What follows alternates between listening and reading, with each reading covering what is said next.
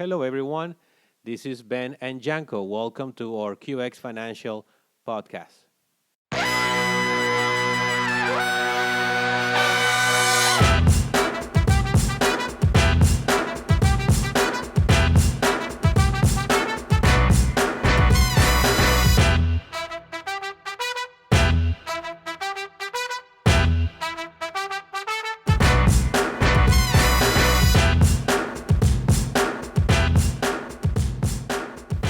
Hello, everyone. Today we have a very, very special guest for you and a very interesting and special topic for a lot of us.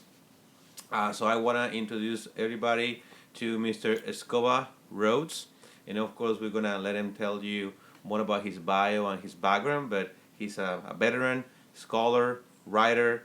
He's been involved in the financial service arena for a long, long time. I'm happy and proud to call him a friend. He's a great, great, great person. I'm so happy to have him here today. And also, we have here, as always, Mr. Benjamin Business Morgan. How you doing, Ben? Pretty good. How are you doing, Jocko? Very, very good. So the whole gang is here, and we have a very interesting topic. So today we're going to be talking about how the lack of financial literacy can affect you in so many ways. And we're going to talk about specifically about the military, because as I said, Scoba has a military background as a veteran. But we're going to talking about that and other things. So we'll see how much we can get into the podcast today. But I think you guys are going to find it really interesting. So Scoba, how are you doing today? I'm doing great, Janko. Thanks. Perfect. So why don't you tell us a bit about your background, what you've been involved with, and how did you get here? Let's talk about that. Well, I was raised, my grandfather was a farmer, so I was raised on a farm. And when I turned 17 and got accepted to college, the first thing I did was get as far away from that farm as possible. And after college, I joined the military. The Navy specifically, brought me out to San Diego. And after about 2 months in San Diego, I called back home and told my dad that I'm never coming back home. San Diego's too pretty. The weather is too good. You can come to California, but you can never leave. Right. And I think the best we've ever been able to do is maybe meet up in Vegas. But, I've gone home for funerals and stuff, and he's come out here to visit. But, no, California is now my home for the past 30 years. Oh, wow. Awesome. So I know that the goal today is to talk about how the lack of financial literacy impact people specifically in the military, because that's kind of what you experience and the kind of people that you work with mostly. But also, you have a story. Also, something happened to you that led to this, if I can use the word, awakening about how important all these things are when it comes to planning and being prepared. So tell us a little bit about your experience, what happened, and how that led you into getting deeper into the financial services industry. All right, well, I will jump around, I guess, on time periods, but back in, it actually started in 2005. I was actually in the gym and felt some tear in my chest. And just as a precaution, I went to my doctor about it the next day, who then referred me to a cardiologist, found out that I had a aneurysm in the arch of my aorta. Went in, got that repaired. 3-4 months later, back to work. '08, I was driving on the freeway, and another pain in my side started bothering me, and the next thing I know, 4 days later, I wake up in the hospital. And I'd had another aneurysm burst, but this time I was driving on the 405. Wow. Flipped my car over a few times. A bunch of people got me out.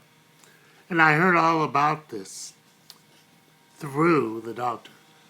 I guess I slept through the whole thing, woke up, 4 days later, wondering, someone want to fill me in on what happened to me.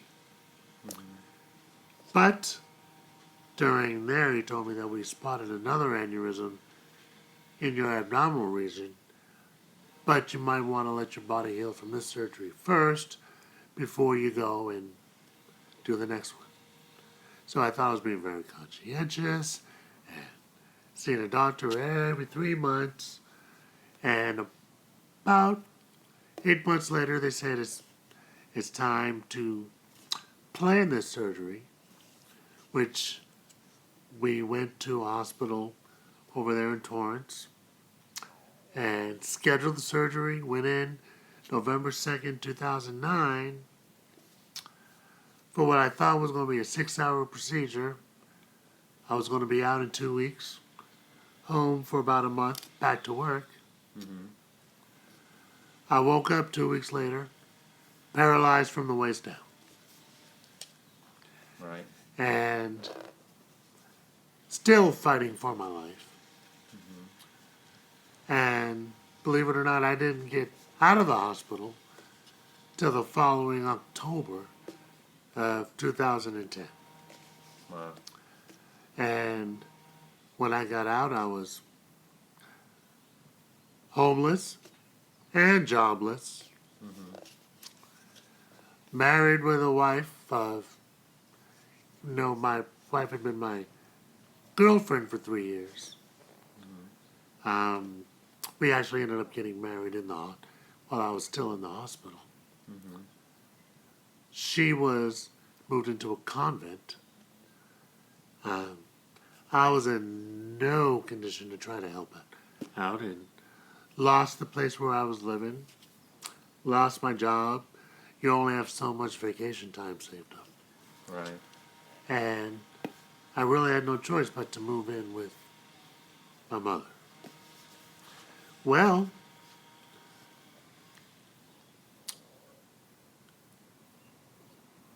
while I was in the hospital, my dad had said, hey, we got a bunch of mail coming to the house in Massachusetts. Wondering who's sending me mail over there. Well, it was from the insurance company that I signed up with when I was in the Navy back in 1988. Presentation you had coming out of boot camp. Everybody got it. When I signed up, I still don't even basically remember the exact reason why I chose it. Well, back then it was a whole life policy, and when you were 22, $50,000 is a lot of money. Right. But I mean, young, single, that was fine. But it grew, and by the time I cashed it out, it was like $110,000. So, I didn't have a job, I didn't have a place, but I did have a check. Right. And believe it or not, from that, was able to, within about 11 months, I reapplied. I had gotten into a few schools. I chose the University of Southern California, USC. Went back to get a master's. Found a decent apartment, in Irvine with my wife. Completed the degree. Went back to work. I mean, it's 10 years later, and you see, I'm sitting here, I'm healthy, I'm doing well, still married, Wow. earning a decent living in Irvine with my wife, and yes, I'm still in a wheelchair. Now, a lot of factors have contributed to that. Right. I mean, being a veteran, I had a veteran's discount at USC. Being in a wheelchair, being a prior athlete, and we'll get to that later, they also had a scholarship for college athletes that ended up becoming disabled. It's called Swim with Mike. because one of their athletes in the 80s ended up becoming a paraplegic. Mike Nyholt, he and I still talk. But none of that would have ever come to fruition had I not had the courage to get up and go onto that campus and look for some applications. Let me stop right here because there's a lot to unbundle from this story, and as you guys can hear, for me, at least for me, I'm speaking of myself, it's an amazing story of events and recovery and mental fortitude. There's a lot of things to unbundle, I think, and we'll get to the point to the financial issues. But the first part of the story is like I just signed up for this thing that I didn't really understand, but they told me to, and I kind of did it, and end up being the thing that allows you, Scoba, to kind of turn everything around after such a tragedy or such event in your life. And I think a lot of people out there are listening to this might be thinking, well, it's never going to happen to me. It's such a unique thing. And then you go to these places like hospitals, and it happens a lot. It happens a lot. It happens all the time. It happens every day. Yes. And I think that one of the things that the reason why I signed up in the first place is like, well, I'm going in the Navy, I'm going in the military. People die in the military. Right. So I figured maybe this is a good idea. Comes with the job, right? I guess, when I speak to people now and they're like, well, the most dangerous thing I do is, ride my bike up and down Main Street. Nothing's going to happen to me, but, things happen to people every day. I wake up, turn on the news, and there's some story about someone crossing the crosswalk on the green light. Someone runs them over and keeps on going. Right. And I just happen to have been raised with a disabled grandmother, two on a farm, and inherent to my upbringing was the knowledge that you're going to need to have some type of financial protection in your life. Yeah, and I'm glad you mentioned the thing about the people seeing the news, because sometimes when we see stuff like that in the media, we tend to assume that okay, it's just a one-off, or it's so unique that that's what it made the news. But then when you look at the statistics and you see that at least 1 out of every 4 Americans are going to face disability at some point in their lives, we tend to think of disability as in maybe what happened to you, Scoba, but we're not thinking about the 82-year-old that is unable to walk anymore. That is a disability, right? Or the 76-year-old that for whatever reason got sick and now they're limited in some sort of way. So all of us are going to face this at some point of our lives in some fashion. But again, people don't think of it that way. Therefore, managing the risk is never in front of their eyes.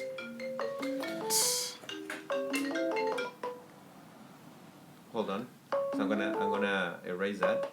I can cut that out. Yeah. So 1, 2. Absolutely. I think something that we keep going back to is GoFundMe, because it's kind of an easy example that a lot of people are familiar with. That right now you can do keyword searches on GoFundMe for life insurance, for disability insurance, and at any given time there is between 500,000 and 1 million people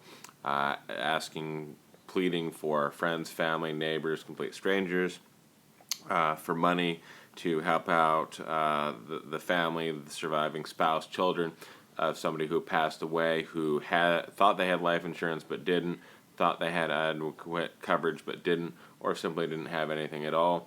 And at the same time, there are millions, anywhere between 1 and 3 million people on GoFundMe doing the same thing because somebody became disabled, because somebody became ill, and keep going back to GoFundMe is not life insurance, GoFundMe is not disability insurance, GoFundMe is not auto or health or homeowners insurance. You need to make sure that you're protected, because if you're not, it's absolutely disastrous, heart-wrenching thing to have to ask complete strangers for a very significant amount of money. And odds are, statistically, from people who sign up for GoFundMe, they don't get what they need. Very, very few people do. Exactly. No.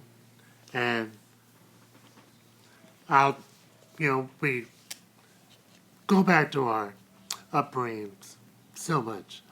So much. What you just said about the GoFundMe, no farmer has ever done that. And I'll tell you why. More than once, especially when you ask me, really, you can raise potatoes in Massachusetts? Mm-hmm. Yes, however,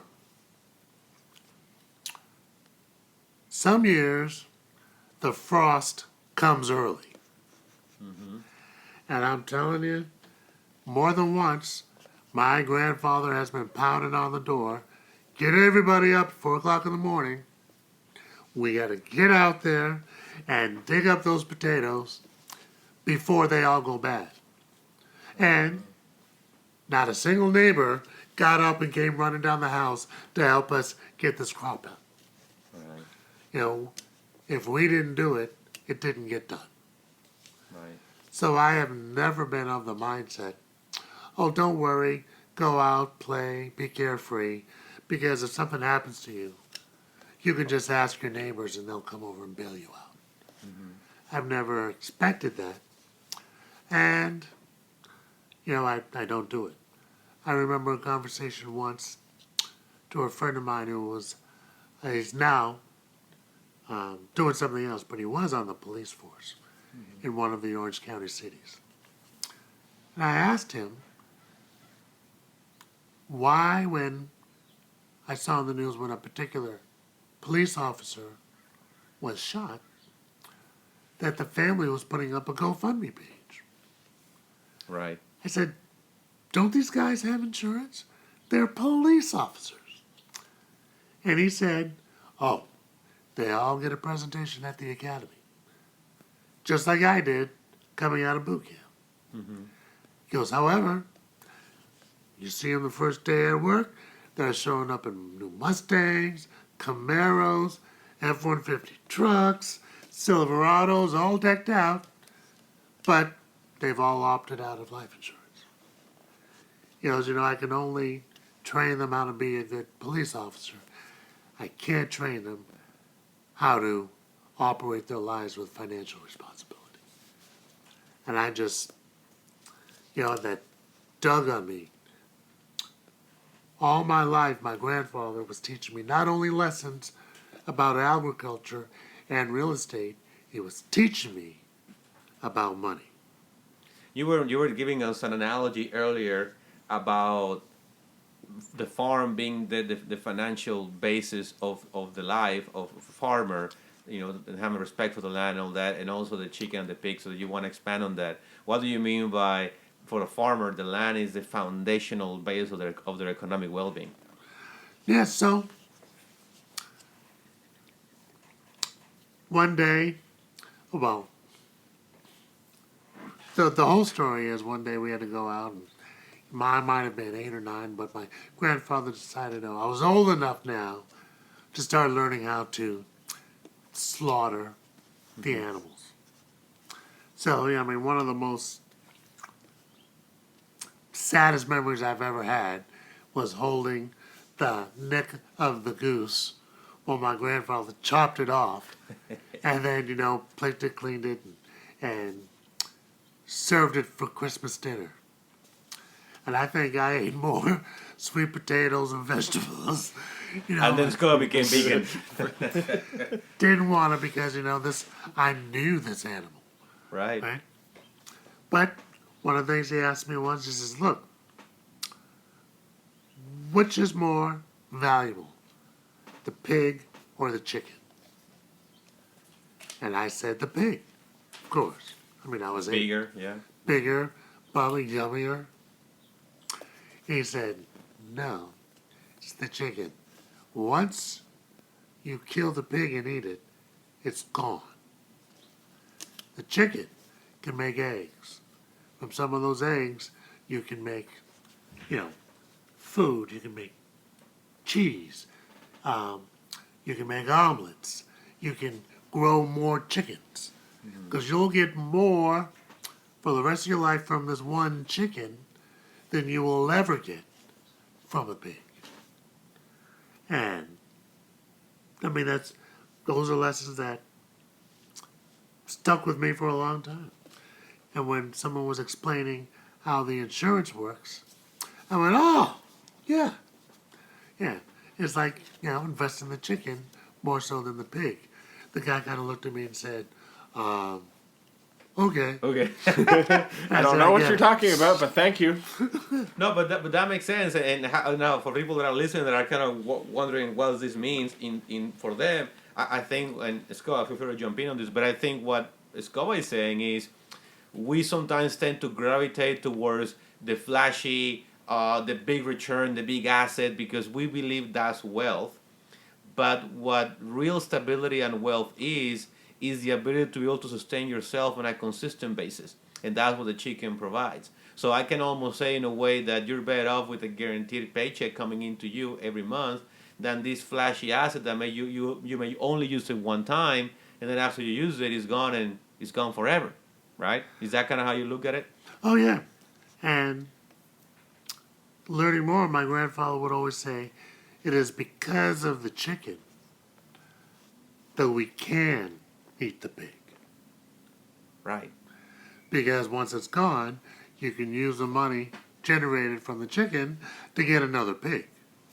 Exactly. Without the chicken, once that pig is gone, then you're stuck. So he always used to say, don't ever let a temporary solution become a permanent problem. Right. It's better to take a temporary problem and turn it into a permanent solution.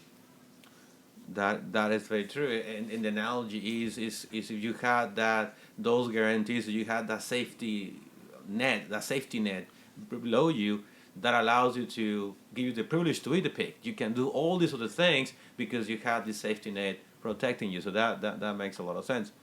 The other aspect is you talk about the financial foundation of the farm and being the land and being totally committed to the protection of that, right? So tell us more about that analogy and how that translates into the urban environment where we don't have floods of land, right?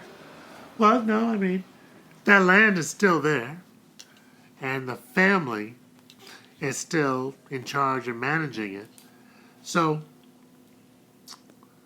that land was purchased by my great grandmother in 1935. Wow. 2019, we are still involved in this land that's still generating profits for the family to live off of.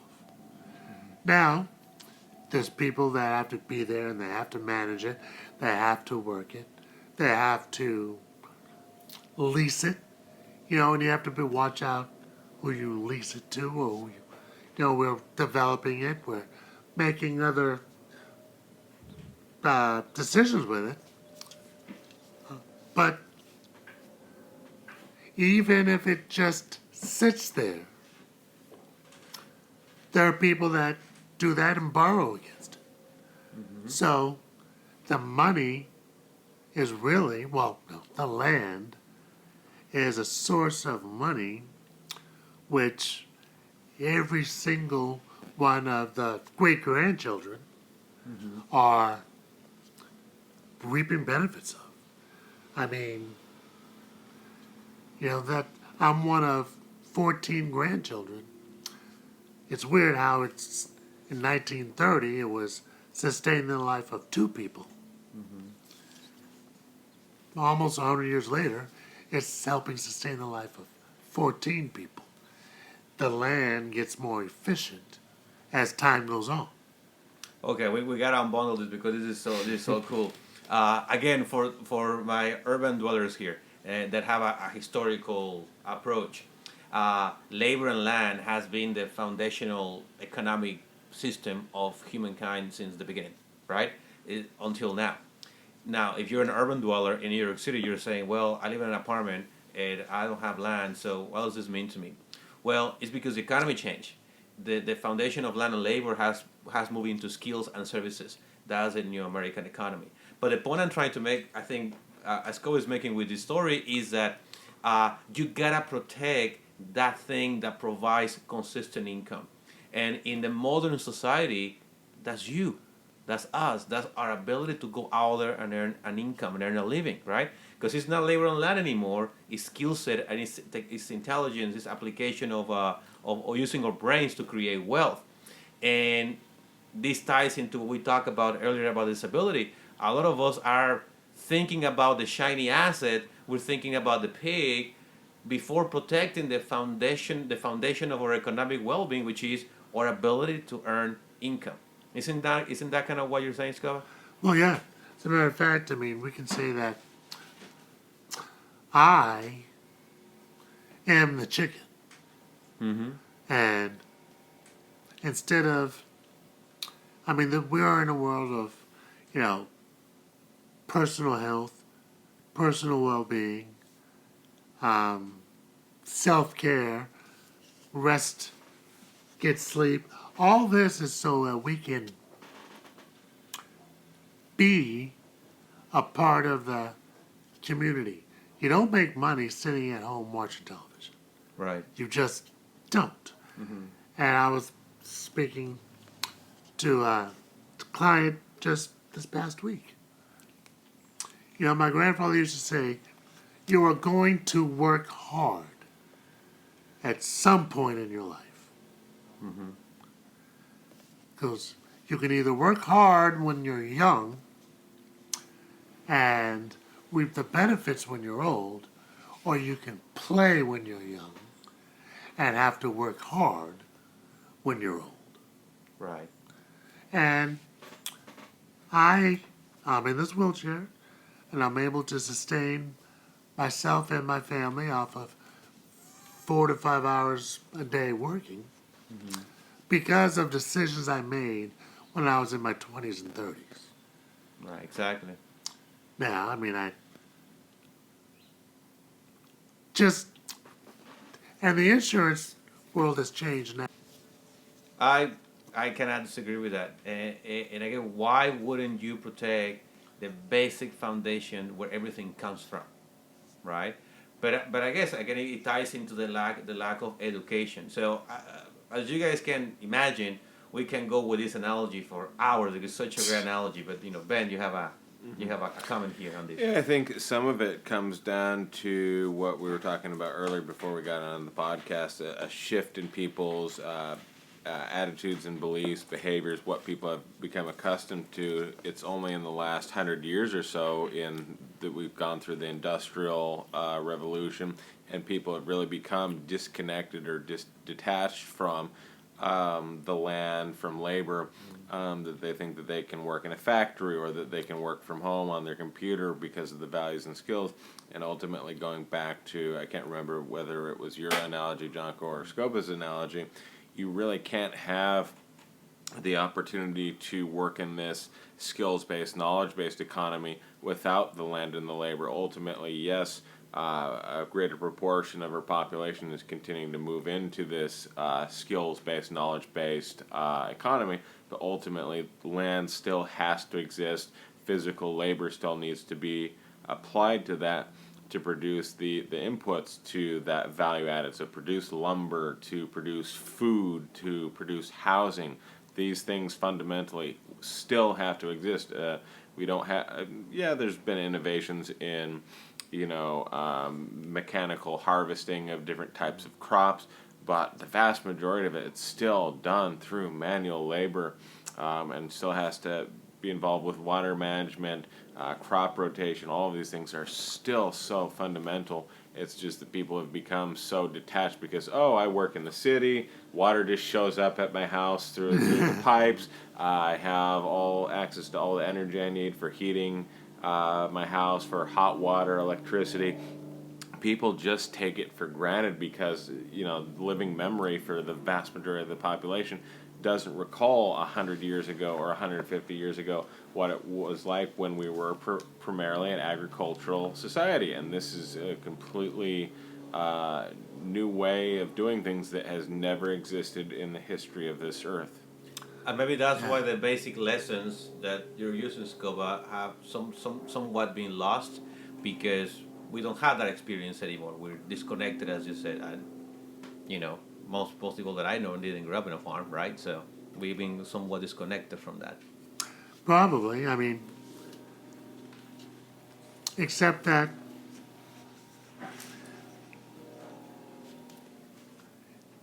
I made this statement last night. I saw a Burger King commercial about a meatless Whopper. Now, if there's a substance out there that tastes like meat, but's not meat, I'm not sure I want to eat it. Or the Petri dish meat. Right. I mean, I have no problem with a black bean patty if I know that it's mashed beans, smashed blah, blah. But when they just say, well, plant-based protein, oh, what the? No. I still live my life as what comes from the ground. I want to know what something is before I put it in my mouth. I think that same attitude should go to financial services. I'm not going to send 1 cent to some other guy and have him say, yeah, don't worry, I'll just go ahead and invest this and take care of you. Now, if I had, a rock solid base of funds to then do that, that's a different story. But I'll never forget in 2008 when a bunch of people said they lost everything in the stock market. My first thought was, why did you put everything in the stock market? Exactly. Exactly. Yes. Yep. I mean, they did tell you that this is a risk. People don't understand that. Yes, you might gain 8%, but you can also lose. And you can lose it all. Indeed. Yeah. All right. Well, we can keep going with the pharmacologies all day, but I want to switch into one more thing today. To continue listening to the interview, please click on part 2.